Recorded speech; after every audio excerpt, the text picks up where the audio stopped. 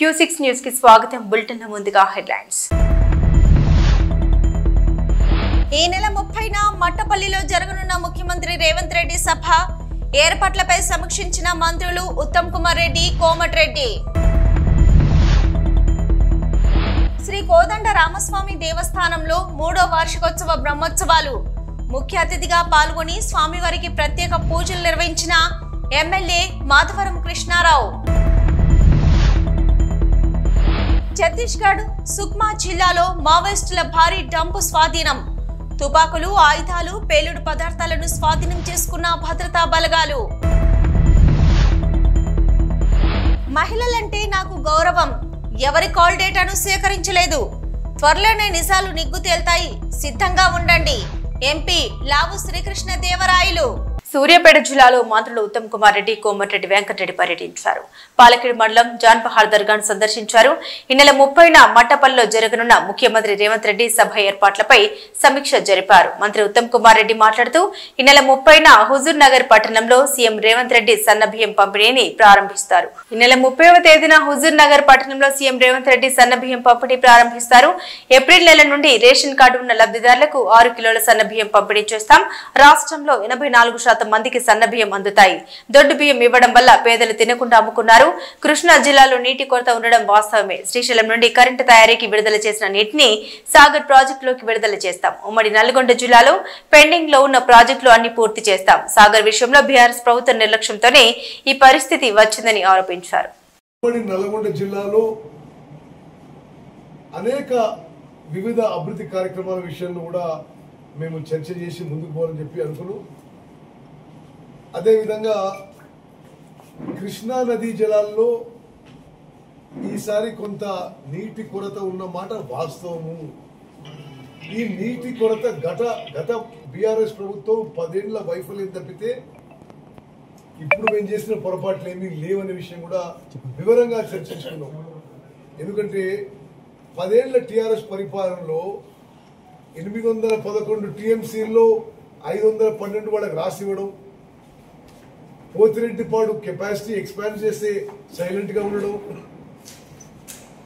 మల్యాల ముచ్చుమరి దగ్గర పోవడం, టెంపరీగా నాగర్ సార్ బ్యాక్ వాటర్ నుంచి ఏఎంఆర్పి పూర్తి చేసి రాజశేఖర రెడ్డి గారు ఉన్నప్పుడు ఒత్తిడి తీసుకొచ్చి సొరంగా స్టార్ట్ చేసినాం.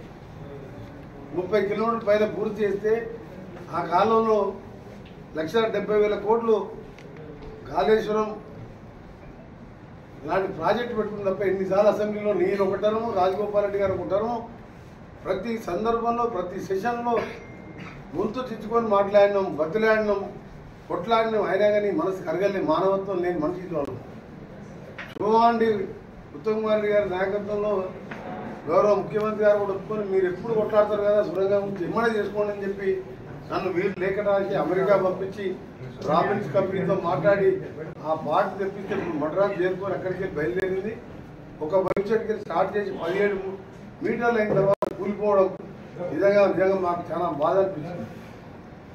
అయినా సరే దాన్ని ఏదో విధంగా చేయాలని రేపు గౌరవ ముఖ్యమంత్రి గారు ఎస్ఎల్బిసి టనల్ మీద ప్రత్యేక సమావేశం, ఆ ప్రాజెక్టుకి సంబంధించిన ఎమ్మెల్యేలు ఉత్తమ్ కుమార్ రెడ్డి గారు అలాగే గౌరవ ముఖ్యమంత్రి గారితో పాటు నేను, అలాగే రాజగోపాల్ రెడ్డి గారు, దేవరకొండ ఎమ్మెల్యే గారు, అక్కడికల్ ఎమ్మెల్యే గారు, ఆయకట్ట ఎమ్మెల్యేతో పాటు దాని మీద ఏ విధంగా ముందుకు పోదామని రేపు ఒక మీటింగ్ ఏర్పాటు చేసిండు.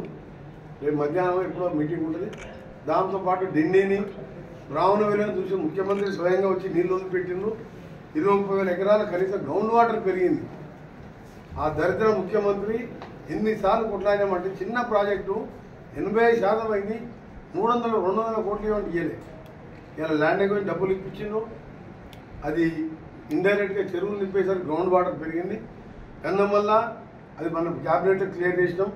బస్వాపూర్ కూడా క్లియర్ అయిపోయి దాన్ని కూడా మొత్తం చిట్యాల వరకు పూర్తి చేసడానికి ఓనగిరి కాన్ఫరెన్స్ మొత్తం అవుతుంది. ఇవన్నీ ఒక ఎత్తు. తుంగతుర్తి సూర్యాపేట కూడా దేవాలయం నిన్ననే మననే పోయించిన మంత్రి గారు. దాంతోపాటు మన కేటీఆర్ సూర్యాపేటకు వచ్చినప్పుడు ఇష్టం మనం మాట్లాడాడు. నిజంగా కేటీఆర్ గారు జిల్లాలో నువ్వు 10 ఏళ్ళు మంత్రి ఉన్న జగదీష్ రెడ్డి గారికి టనలు స్టార్టింగ్ పాయింట్ ఎండింగ్ పాయింట్ ఎక్కడుందో తెలుసా? తెలియదు. ఎప్పుడైనా పోతే తెలుస్తుంది. మహాత్మా గాంధీ యూనివర్సిటీ ఎక్కడ లోపలికి పోయినావా? పోలే. కట్టించింది నేను. డిండి ప్రాజెక్ట్ ఎప్పుడు పోలే, ఏది రివ్యూ చేయలే, ఎక్కడ భూములు కొనబడితే అక్కడ తీసుకొని దోసుకోవడం, ఇసుక దందా చేసుకోవడం. అందుకనే ఒక్కొక్క ఎమ్మెల్యే 60,000-70,000తో గెలిస్తే ఈ పిల్లగాడు వచ్చి కేటీఆర్ ఇష్టం ఉన్నట్టు మాట్లాడుతుంది సూర్యాపేటలో. రిజల్ట్ చూసుకుని మాట్లాడాలి కదా. నేను ఆ పరిస్థితి జిల్లాకే రాకపోతుంటుంది. 6 లక్షల మెజార్టీతో ఎంపీ గెలిచి మా శాఖలు రేపనంగా పార్టీలో జాయిన్ అయితే 60,000 మెజార్టీతో ఎమ్మెల్యే గెలిచాం. కేటీఆర్కి గిరీశవాడు అంతమంది ఎక్స్ఎమ్మెల్యే ప్రజలలో ప్రజా నాయకుడు ఉన్నాడు, ఉద్యమాలు చేసిన వాడికి బుద్ధి చెప్పినాం కదా. అదే ఇంత మంది ప్రజలు 10 ఏళ్ళు నట్టేట ముంచిందండి. మహబూబ్నగర్, నల్గొండ, ఖమ్మం, దక్షిణ తెలంగాణ 36-33 గెలిచినాం. ఏ ముఖం పెట్టుకొని కేటీఆర్ నల్గొండ జిల్లాకు వచ్చే హక్కే లేదు వాళ్ళు. అల్వెన్ కాలనీ డివిజన్ లోని శంషీగూడ శిల్ప బృందావనంలో ఉన్నటువంటి శ్రీ కోదండ రామస్వామి దేవస్థానంలో 3వ వార్షికోత్సవ బ్రహ్మోత్సవాలు ఘనంగా జరుగుతున్నాయి. దీనిలో భాగంగా ఆలయ కమిటీ ఆధ్వర్యంలో నేడు నిర్వహిస్తున్న వేడుకల్లో ఎమ్మెల్యే మాధవరం కృష్ణారావు ముఖ్య అతిథిగా పాల్గొని స్వామివారికి ప్రత్యేక పూజలు నిర్వహించారు. వార్షికోత్సవాన్ని పురస్కరించుకుని ప్రత్యేక యాగాలు, యజ్ఞాలు నిర్వహించారు. ఈ గుడిలో జరిగే పూజలు భద్రాచలంలోని రాములవారి ఆలయంలో ఏ విధంగా అయితే జరుగుతాయో ఇక్కడ కూడా అలాగే పాటిస్తూ పూజలు నిర్వహిస్తామని ఎర్రబెల్లి సతీష్ రావు వెల్లడించారు. ప్రతి నెల స్వామివారి కళ్యాణం సైతం నిర్వహిస్తామని అన్నారు. భక్తులందరూ పెద్ద ఎత్తున ఈ వేడుకల్లో పాల్గొని స్వామివారి కృపకు పాత్రలు కావాలని వారు కోరారు. రామాయ రామభద్రాయ రామచంద్రాయ వేదసే రఘునాథాయ నాథాయ సీతాయా పతయే నమః. మానవ జాతికి ధర్మాన్ని అనుగ్రహం చేసినటువంటి రామచంద్రమూర్తి ఈ గ్రామ ప్రాంగణంలో భక్తుల్ని కటాక్షించడం కోసంగానే ఈ భాగ్యనగర 2 నగరాలలో కూడా ఇంత విశిష్టమైనటువంటి రామాలయ నిర్మాణం పూర్వం జరిగి ఉండలేదు. రాముడి అనుగ్రహం చేత ఈ ఆలయ నిర్వాహకులు, ఇక్కడ నివాసం ఉండేటువంటి వారందరూ కూడా వారి యొక్కటువంటి సహాయ సహకారములతోటి విశేషమైనటువంటి ఆగమశాస్త్రంలో చెప్పినటువంటి ఉన్నతమైనటువంటి రాముల వారి యొక్కటువంటి మూర్తి, రాముడికి ఆజానుబాహుడు అని పేరు. అటువంటి ఆజానుబాహుడిని సుందరమైనటువంటి ఉన్నతోన్నతమైనటువంటి అత్యంత పెద్దవైనటువంటి విగ్రహములతోటి ఈ ఆలయాన్ని నిర్మాణం చేసి తిరుపతి దేవస్థానంలో జరిగేటువంటి వైఖానస భగవత్ శాస్త్రాన్ని అనుసరించి ఈ ఆలయ స్థల పరీక్ష, ఆలయ నిర్మాణం, అదేవిధంగా స్వామివారి యొక్కటువంటి విగ్రహ ప్రతిష్ట, స్వామివారికి నిత్యము జరిగేటువంటి కైంకర్యములన్నీ కూడా ఈ వైఖానస భగవత్ శాస్త్రాన్ని అనుసరించి ఈ దేవాలయంలో అత్యంత విశిష్టంగా ఈ ఆలయ నిర్వాహకులు మరియు ఇక్కడ నివాసం ఉండేటువంటి భక్తులందరి యొక్కటువంటి సహకారంతో స్వామివారికి నిత్య కైంకర్యాలని కూడా ఏర్పాటు చేసి అత్యంత శాస్త్రోక్తంగా ఈ కార్యక్రమాలని కూడా స్వామికి జరిగేట్టుగా వీరందరూ కూడా పర్యవేక్షణ చేస్తూ ఆ కార్యక్రమాలని కూడా నిత్యం జరుపుతూ ఉన్నారు. ఈ విధంగా ఉన్నటువంటి రాముల వారిని చాలా అరుదుగా మనం చూడగలం. అటువంటి రాముల వారిని ఇక్కడ ప్రతిష్ఠించి లోకమంతా కూడా క్షేమంగా ఉండాలి, ఈ భాగ్యనగరం అంతా కూడా ఎప్పుడూ ధర్మంతో విరాజిల్లాలనేటువంటి ఉద్దేశంతో ఈ స్వామివారికి ఇక్కడ ప్రతిష్ఠ చేసి కైంకర్యాలని కూడా చేస్తూ ఉన్నారు. స్వామివారి యొక్కటువంటి ఆలయ ప్రతిష్టను సుమారుగా 4 సంవత్సరాల ముందు జరిపి అక్కడి నుంచి కూడా ప్రతి సంవత్సరం కూడా స్వామివారికి విశిష్టమైనటువంటి పాల్గొన మాసంలో స్వామివారికి దివ్యమైనటువంటి పంచానిక ప్రయుక్తంగా బ్రహ్మోత్సవాన్ని జరుపుతూ ఉన్నారు. ఈ సంవత్సరం ఈ బ్రహ్మోత్సవం ఈ రోజుగా 4వ రోజుగా ఈ కార్యక్రమం జరుగుతోంది. ఈ స్వామివారికి ఉదయం స్వామివారి చక్కగా రథోత్సవం పూర్తి జరిగి తర్వాత ఇప్పుడు స్వామివారికి విశేషమైనటువంటి అభిషేక కైంకర్యం, సాయంకాలం స్వామివారికి లోక కళ్యాణం కోసంగా సీతా కళ్యాణ మహోత్సవం జరుగుతుంది. కావున భక్తులందరూ కూడా ఇక్కడ ఉన్నటువంటి రామచంద్రమూర్తిని దర్శించుకొని లోకం కూడా క్షేమంగా ఉండేట్టుగా రాముడు అనుగ్రహం చేయాలని అందరికీ మనవి చేస్తూ ఉన్నాం. జై శ్రీరామ్. జై శ్రీరామ్. నేనేదో కాల్ డేటా తీసుకున్నానని విడుదల రజని ఆరోపించారు. నాకు అవసరం లేదు, మహిళలంటే నాకు గౌరవం. 45 ఏళ్లుగా విజ్ఞాన విద్యా సంస్థలు నడిపిస్తున్నాను. ఆంధ్రప్రదేశ్ రాష్ట్రంలో ఏ ఒక్క ప్రాంతంలో మాకు భూమి కావాలని ప్రభుత్వాన్ని అడగలేదు. స్టోన్ క్రషర్ వారిపై కేసు పెట్టించింది, లంచాలు డిమాండ్ చేసింది మీరేనని ఐపీఎస్ ఆఫీసర్ జాషువా గారు స్టేట్మెంట్ ఇచ్చారు. అనవసరంగా నాపై తప్పుడు ఆరోపణలు చేశారు. ఇప్పుడు వాస్తవాలు నిజాలు బయట పెడతాను. మీతో మాట్లాడించిన వారు మీరు సిద్ధంగా ఉండండి అన్నారు ఎంపీ లావు శ్రీకృష్ణదేవరాయలు. మా ఇంట్లో కూడా నాతో పాటు తోడబుట్టిన వాళ్ళు ఉన్నారు, మహిళలు ఉన్నారు. మా ఇంట్లో మహిళలకి ఒక న్యాయం, బయట మహిళలకి ఒక న్యాయం అని భావించే వ్యక్తిని నేనైతే కాదు. అది తమరు గుర్తుపెట్టుకోవాలని చెప్పి తెలియజేస్తూ ఉన్నాను.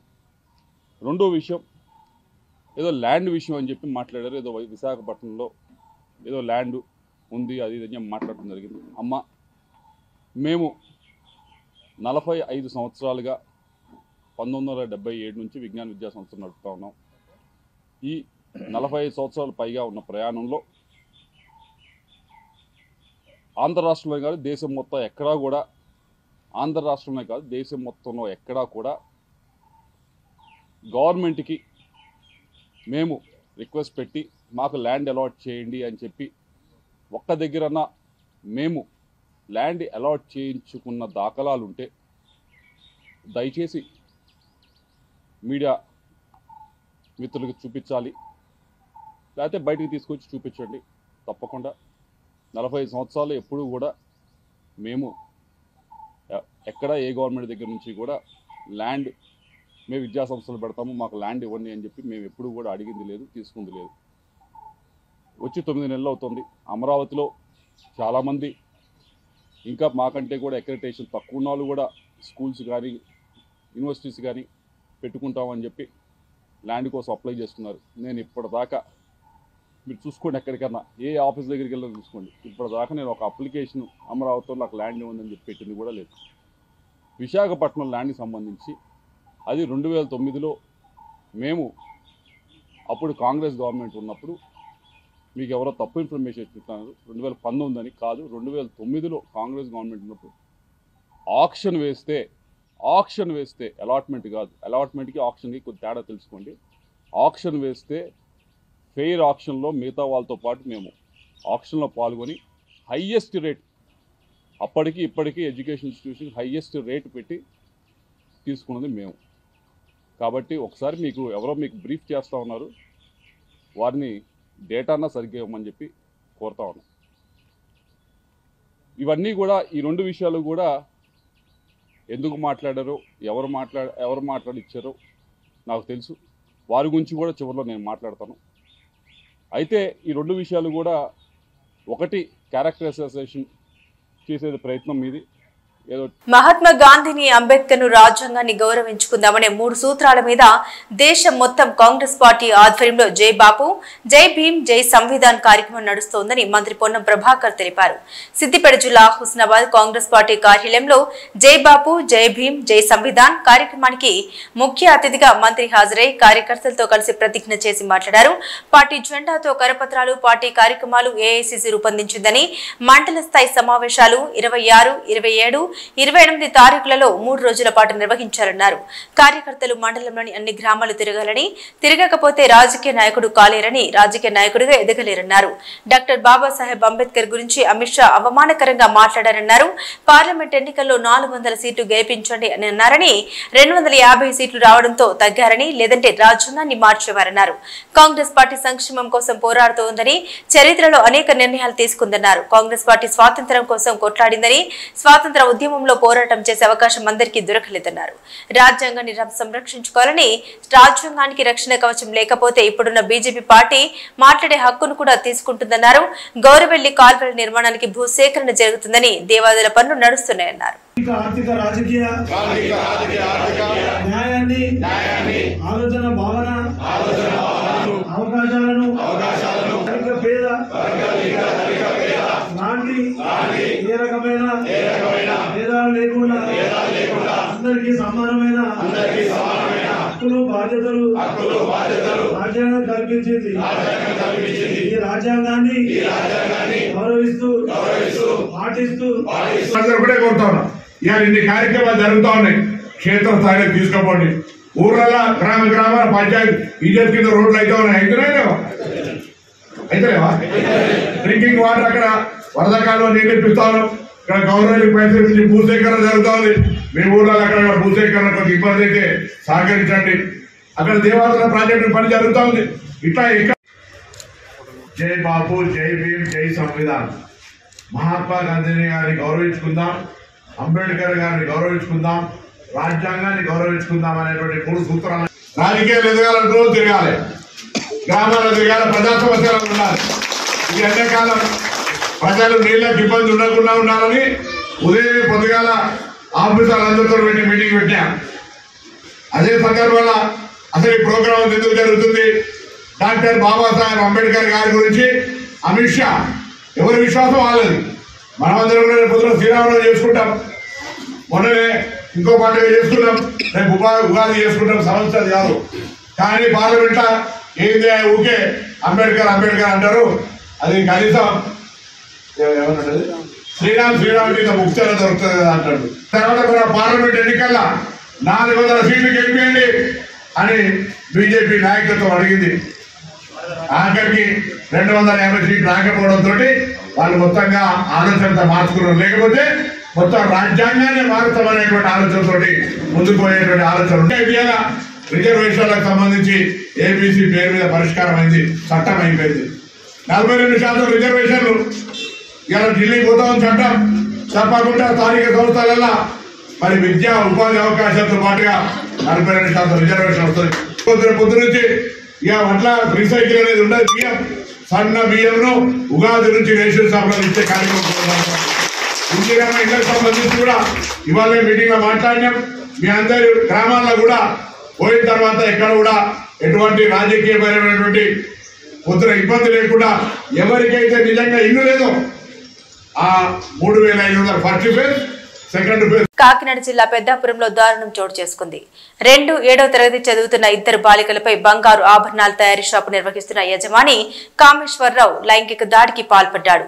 చిన్నారులకు చాక్లెట్లు, డబ్బులు ఆశ చూపి అత్యాచారం చేసినట్లు తెలుస్తోంది. దీంతో విషయం తెలుసుకున్న బాలికల కుటుంబ సభ్యులు, స్థానికులు సదరు వ్యక్తిని చితకబాది పోలీసులకు అప్పగించారు. పోలీసులు కేసు నమోదు చేసి దర్యాప్తు చేపట్టారు. మనకి సెంటర్ బంగారు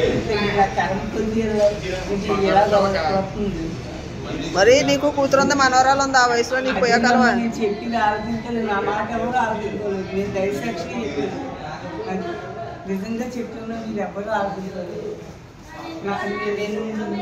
నాకు మనవరాలు ఉన్నది కూతురు, అంతే ఎదవరు కాదు. అంత పోరం పోకి ఎవరిని దేవతలు తిరిగిపోలేము. ఎవరైనా సెంటర్లో అడగని పోయి ఛత్తీస్గఢ్ సుక్మా జిల్లాలో మావోయిస్టుల భారీ డంప్ స్వాధీనం చేసుకున్నారు పోలీసులు. మెట్టిగూడ పోలీస్ స్టేషన్ పరిధిలోని చింతగుఫాలో భద్రతా బలగాల సెర్చ్ ఆపరేషన్ చేయగా మార్కన్గూడ, మెట్టిగూడ, జంగిల్ హిల్లోని మావోయిస్టుల రహస్య స్థావరాల నుండి భారీ మొత్తంలో డంప్ స్వాధీనమైంది. తుపాకులు, ఆయుధాలు, పేలుడు పదార్థాన్ని స్వాధీనం చేసుకున్నారు భద్రతా బలగాలు. నల్గొండ జిల్లా నగరికల్లో 10వ తరగతి తెలుగు పరీక్ష పేపర్ లీక్ వ్యవహారంలో 12 మందిపై కేసు నమోదు. అందులో 6 మంది నిందితుల్ని అరెస్టు చేసి రిమాండ్కు తరలించిన పోలీసులు.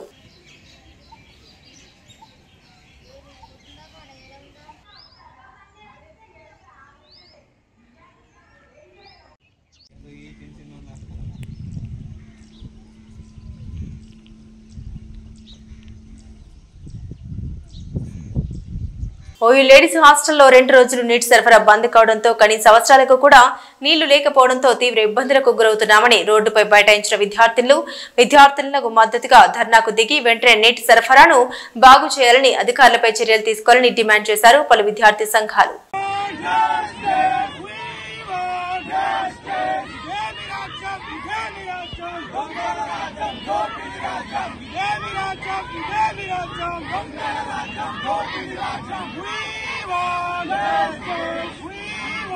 నెల క్రితం తన తల్లి మృతి చెందడంతో స్వగ్రామానికి కార్యక్రమాల నిమిత్తం వెళ్లిన అంజురెడ్డి అనే వ్యక్తి ఇంట్లో చోరీ జరిగిన ఘటన బోయిన్పల్లి పోలీస్ స్టేషన్ పరిధిలో చోటు చేసుకుంది.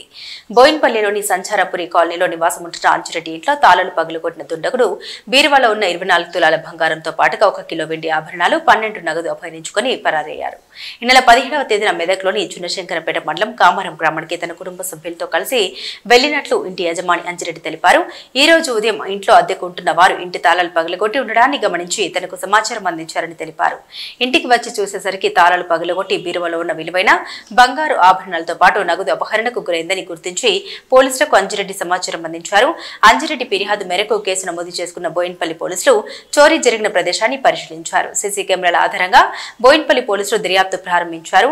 గుర్తు తెలియని దుండగుడు అర్ధరాత్రి వేళ ఇంట్లోకి ప్రవేశించినట్లు సీసీ కెమెరాల దృశ్యాలు నమోదయ్యాయి. వెంటనే నిందితుడు అరెస్టు చేసి తమకు న్యాయం చేయాలని అంజిరెడ్డి పోలీసులను కోరారు.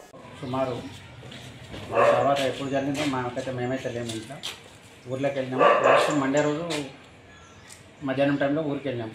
పోయిన నెలలో మా మదర్ చనిపోయిందంటే ఆ కార్యక్రమంలో అక్కడనే బిజీగా తిరగడం జరుగుతుంది.